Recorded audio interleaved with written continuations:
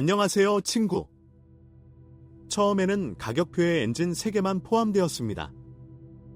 이후 몇 년 동안 제공되는 모터 목록은 지속적으로 확장되었습니다. 아우디 A8D3에는 220마력을 내는 3리터 6기통 가솔린 엔진이 장착되어 있었는데 2005년에는 3.2리터 260마력 V6 엔진으로 바뀌었습니다. 280마력의 3.7리터 V8도 설치되었습니다.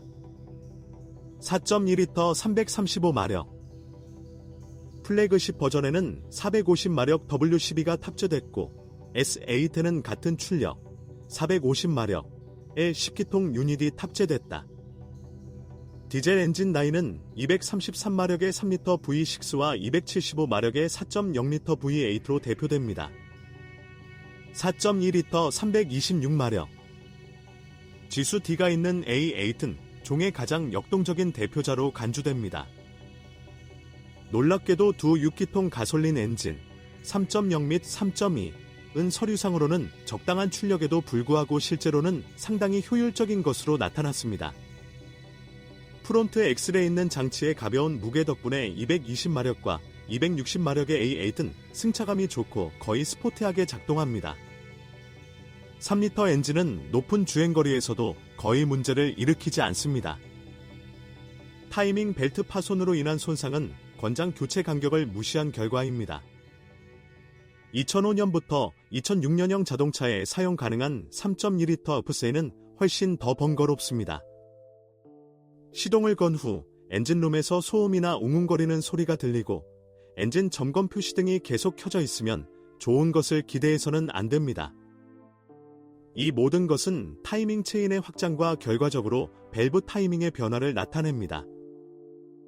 이 문제는 수년 동안 모든 배기 모델에서 잘 알려져 왔습니다. 원인은 빈번한 단거리 여행, 품질이 좋지 않거나 부적절한 유형의 엔진 오일 사용 또는 두 가지가 결합된 것으로 여겨집니다. 때때로 분사 펌프에서 소음이 나기 시작합니다. A8은 세계의 8기통 엔진 중 하나가 코에 달려 있어 정말 고급스럽습니다. 280마력의 3.7리터 엔진을 선택할 수 있습니다.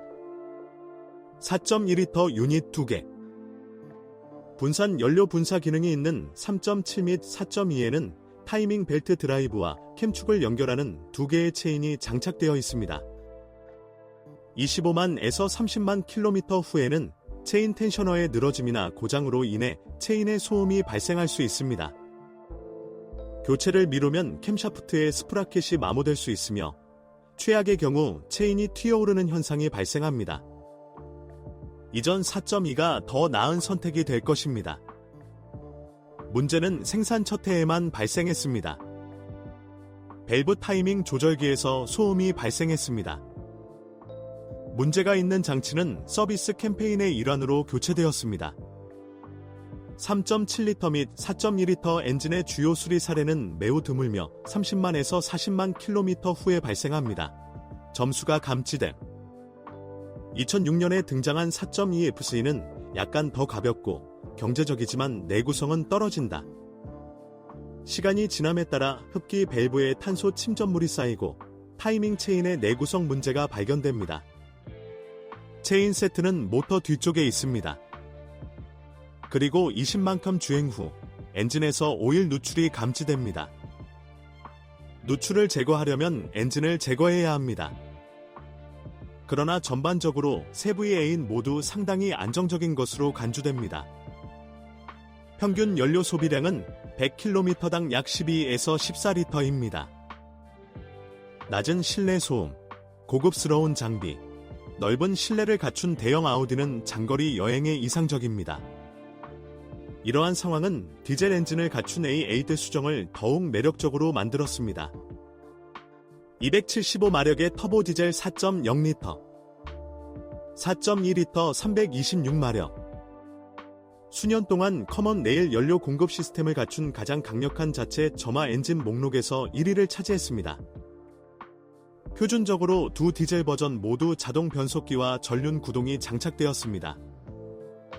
또한 스포츠카의 버금가는 역동적인 주행 특성을 갖췄으며 동시에 주유소를 자주 방문할 필요도 없습니다. 하지만 결제 영수증은 나중에 도착합니다. 15만 킬로미터 후에 첫 번째 문제가 나타납니다. 고압 펌프가 고장나고 타이밍 체인 드라이브 4.2리터의 결함이 나타납니다.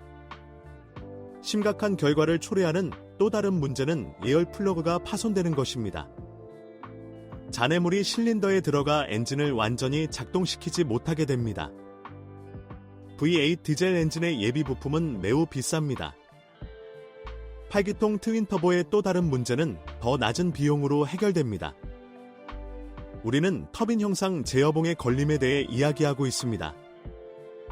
그러나 특수내열 윤활제로 처리하면 충분합니다. 덜 강력한 V6 TDI 233hp는 훨씬 약하지만 내구성은 더 좋습니다. 커먼 내일 시스템을 갖춘 3리터 터보 디젤은 매우 드물게 주목을 받습니다. 자동 변속기가 없는 고급 세단은 상상할 수도 없었다. V6 가솔린 엔진을 제외한 A8의 모든 버전에는 최신 6단 자동 변속기 ZF6 시리즈가 탑재됐다. 아우디는 자동 변속기 유지 관리를 제공하지 않지만 서비스 수명을 연장하려면 필터와 함께 상자 안의 오일을 주기적으로 교체해야 합니다. 반복적으로 비판을 받은 멀틴나닉은 예상외로 신뢰할 수 있는 것으로 판명되었습니다. 이 무단 변속기는 6기통 가솔린 엔진과 전륜 구동 차량에서 사용할 수 있었습니다. 상자는 심각한 결함 없이 기능을 수행합니다. 전륜 구동 시스템은 일반적으로 문제를 일으키지 않습니다. 가장 중요한 것은 변속기 오일을 정기적으로 업데이트하는 것입니다. 2세대 모델에는 에어 서스펜션이 도입되었습니다. 4개의 밀봉된 고무 요소가 기존 강철 스프링을 대체합니다. 결과적으로 A8은 솟아오르고 편안한 선박으로 변할 수도 있고 역동적이고 스포츠카로 변할 수도 있습니다. 일반적으로 에어 서스펜션 시스템에는 왼쪽 앞바퀴에 있는 압축기가 계속 작동할 수 있는 릴레이를 제외하고는 문제가 없었습니다. 장치가 과열되어 고장이 나서 교체해야 했습니다. 그러나 나이가 들면서 압축기와 공기 스프링은 필연적으로 피곤해집니다. 전면 공합 스프링은 150에서 20만 킬로미터 이상 작동합니다. 공장 앞차축 휠 베어링은 15만 킬로미터 이상 지속될 수 있습니다. 아날로그는 5만에서 10만 킬로미터를 실행합니다. 뒷바퀴 베어링의 수명은 일반적으로 25만 킬로미터 이상입니다. 25만에서 30만 킬로미터를 주행한 후에는 전기 제어식 주차 브레이크의 고장을 처리해야 합니다. 일반적으로 캘리퍼에 있는 전기 모터가 고장납니다. 전자 핸드브레이크 제어 장치를 사용할 수 없게 되는 경우는 거의 없습니다. 곧 ABS 장치도 실패합니다. 아우디 A8D3의 고품질 알루미늄 차체의 장점은 수년이 지난 후에 분명해졌습니다. 약간 희미한 헤드라이트 반사경을 갖춘 상당히 초라한 자동차도 눈부시게 보입니다. 도어와 후드는 구입 후 첫날처럼 쉽게 닫힙니다. 본체는 부식되기 쉽지 않지만 칩이 나타나면 수리를 지연하지 않는 것이 좋습니다.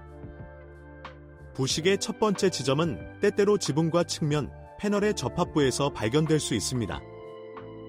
시간이 지남에 따라 트렁크 리드의 크롬 트림도 부식되기 시작합니다. 후진등 글레이징 균열로 인해 LED 미등 수리나 실내등 교체가 필요한 경우가 많습니다. 내부에는 운전석, 스티어링 휠, MMA 패널, 실내 온도 조절 장치 및 도어에 마모된 버튼 커버에서 과도한 사용 흔적이 보입니다. 내비게이션 시스템의 접이식 화면은 많은 비판을 받았습니다. 시간이 지남에 따라 구동 메커니즘의 플라스틱 기어가 파괴됩니다. 수완이 풍부한 자동차 애호가는 수제 금속 기어를 설치하여 문제를 영원히 제거합니다. 또한 DVD 내비게이션 드라이브 리더가 작동하지 않는 경우도 있습니다. 2005년 이후에 제조된 차량에서는 매미 시스템과 하드 드라이브 기반 내비게이션 덕분에 이 문제가 더 이상 존재하지 않습니다. 그러나 MMI 시스템 자체가 문제를 일으킬 수 있습니다. 장치나 제어판에 오류가 발생합니다. 때때로 자동 헤드라이트 높이 조정 센서가 작동하기 시작합니다. 적은 비용으로 결함이 제거됩니다. 구형 자동차의 경우 실내 온도 조절 시스템에 필연적으로 주의가 필요합니다. 댐퍼 작동기와 히터 밸브 블록이 고장나고 히터 라디에이터가 막히고 히터 팬이 작동을 멈춥니다. 킬리즈고 열쇠 없는 출입 시스템이 때때로 충돌합니다. 일반적으로 외부 핸들을 교체해야 합니다. 다른 모델의 오작동을 알고 계시다면 꼭 적어주세요.